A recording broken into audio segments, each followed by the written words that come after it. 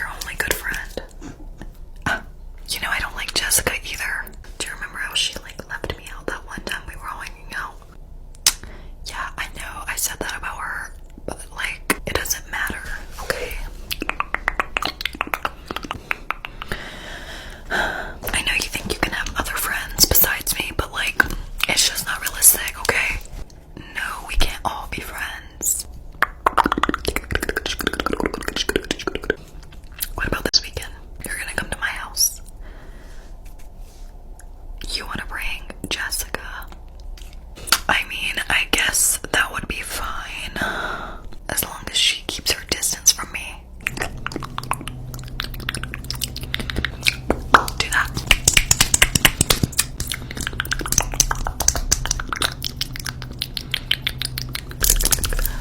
Are you still going on vacation with me? I know your mom's wedding is that weekend. So, I mean, you would rather go to your mom's wedding than go on vacation with me. You're seriously hurting my feelings.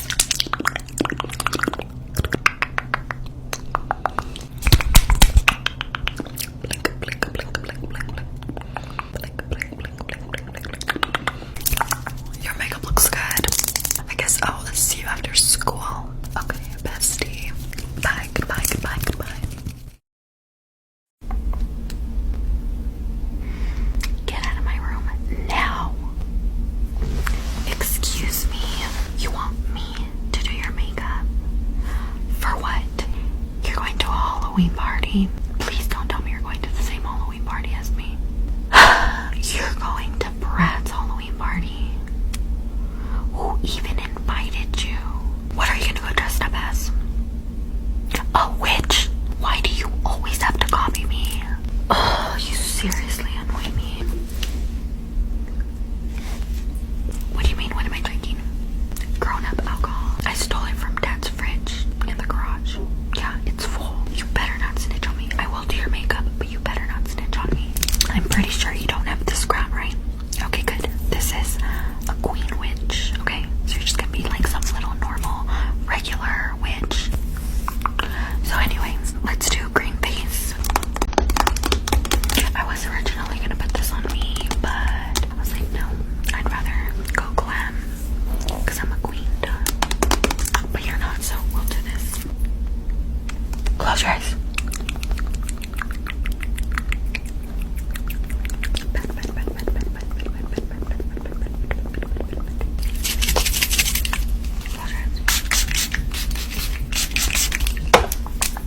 Let's do some eyeshadow. I'm gonna do purple.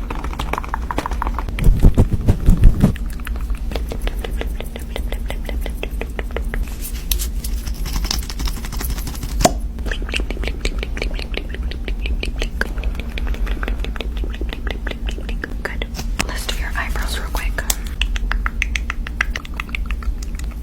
I'm gonna contour your face with this black color right here.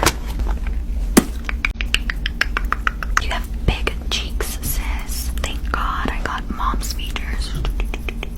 Now I'm gonna add a little bit of blush, but I'm going to do red. It'll just look more witchy. Just shut up. You're little. You don't even know how to do your makeup. I don't even know how you're going to this party. But just shut up, okay? You asked me to do your makeup, so I'm putting red blush. Black lipstick.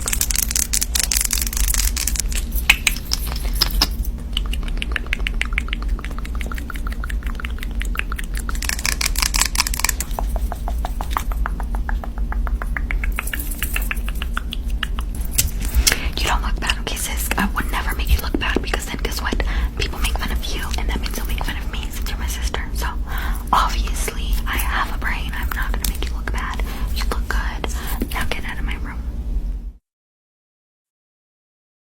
Hi everybody, welcome to another true crime video.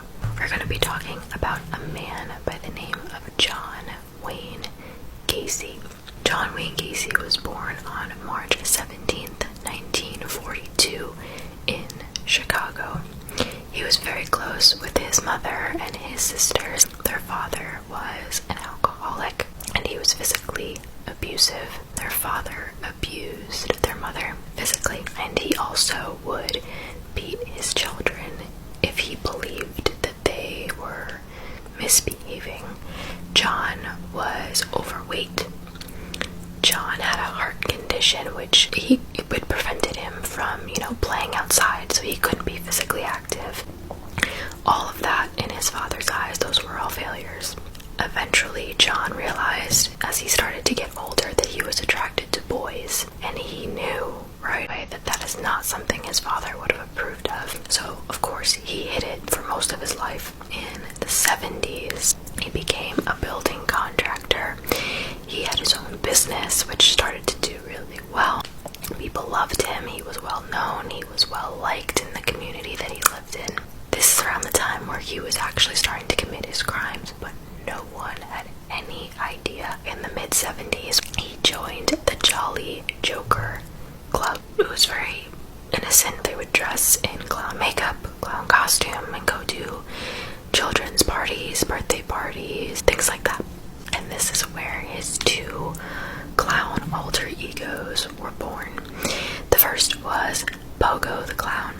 The second was Patches the Clown. John Wayne Gacy also goes by the nickname Killer Clown.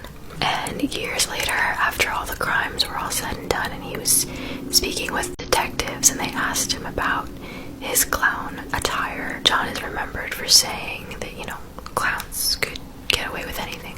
Clowns can get away with murder. So we are going to start talking a little bit about his crimes that he committed, and this all starts in 1968. John was convicted of sexually assaulting two young boys, and he was actually given a 10-year prison sentence. He only did 18 months though, and then was released on parole. The following year, he was arrested again for the exact same thing. However, the charges were dropped because the victim of John never showed up for trial.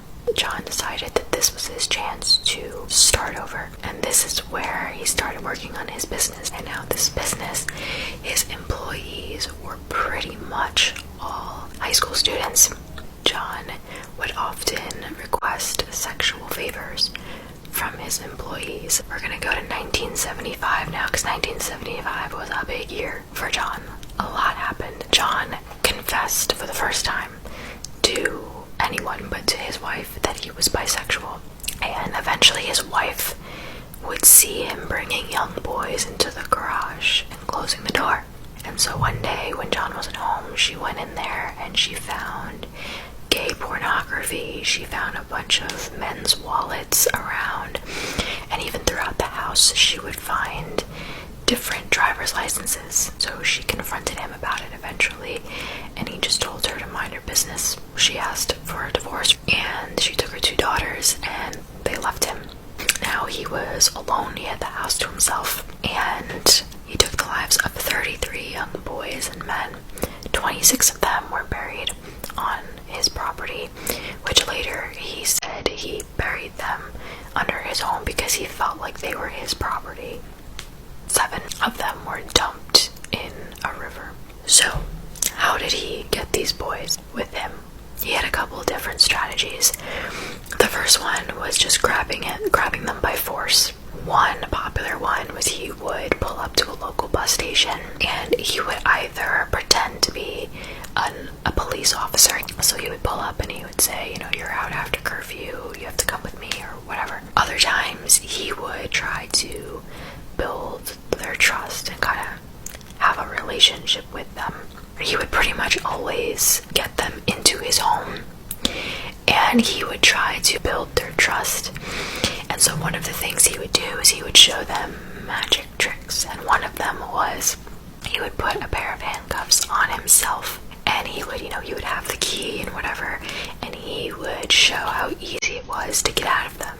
And then he would put the handcuffs on the boy, and so the boy was like going along with it, but they never could get out of them. And so John would kind of hold the key and he'd be like, well, the trick is you need the key. And then he would attack them and abuse them and eventually take their life. So now we're going to jump back worst life that John ever took. It took place in 1972, and it was a 16-year-old boy by the name of Timothy McCoy. John lured Timothy into his car at the bus station. He took Timothy sightseeing of Chicago, and then eventually ended up inviting him to spend the night at his house. In the morning, he woke up to Timothy standing in his doorway of his bedroom with a knife in his hand. So John, freaked out, jumped up and advanced towards Timothy, who was startled and accidentally cut John's forearm with the knife, and eventually John managed to get up on top of Timothy, straddling him, and stabbed him multiple times in his chest. Timothy's life faded away, and as he lay there taking his last breaths, John went to wipe the knife off and clean it in the bathroom. He then went into the kitchen where he found the table set for two, an open carton of eggs and bacon. Timothy was preparing breakfast for the two and just happened to walk in with the knife in his hand, and it looked bad, and John attacked him. John buried Timothy in the crawl space of his home, and he recalled that taking Timothy's life left him feeling very drained, but it was also when he realized, quote, "That's when I realized that death was the ultimate thrill." Yeah, so now we would be here for hours and hours if I tried to go through every single life that he took, so I'm not going to do that. So Robert Piest was a young boy in the Chicago area who had gone missing. Now John had slowly become a person of interest. Police were able to get a warrant to search John's home, so they found several police badges, a pistol, a syringe, and a hypodermic needle in his bathroom, multiple pairs of handcuffs, books on homosexuality, and a high school ring that they actually traced back to John Sick, who was one of the boys who had lost his life. Of course, John denied everything. He was seeing that he was being very closely watched, and he knew it and he felt it, and it started to make him crazy. He began drinking heavily. He began to look very disheveled and unshaven. One day, John went to a scheduled meeting that he had with his lawyers. He showed up drunk, and as John was sitting there on a table nearby, there was a picture of Robert Piest, and John pointed at the picture and said, "That boy's dead. He's in the river." So of course they looked at him and like, "How do you know this?" And right there and then he confessed everything. John left, but he knew his arrest was inevitable. So then authorities were able to attain a second search warrant, and 15 minutes after they showed up, they found the first body in the crawl space. Some of the bodies were so deep in there, and also keep in mind that John was putting on layers of concrete over everything, and some of them were so deep in there that they couldn't even get them out. So boom, right then and there, John was arrested. It was a pretty long trial, but when all was said and done, the jury deliberated for 2 whole hours before sentencing John to death for every single murder. So he was incarcerated in 1980, and he served on death row for 14 years and was executed on May 9th, 1994. And that is how his story ended. It is just so terrifying to know that these things still happen in the world. Yeah. Anyway, so that is the story of John Wayne Gacy. I hope that you guys enjoyed. Good night.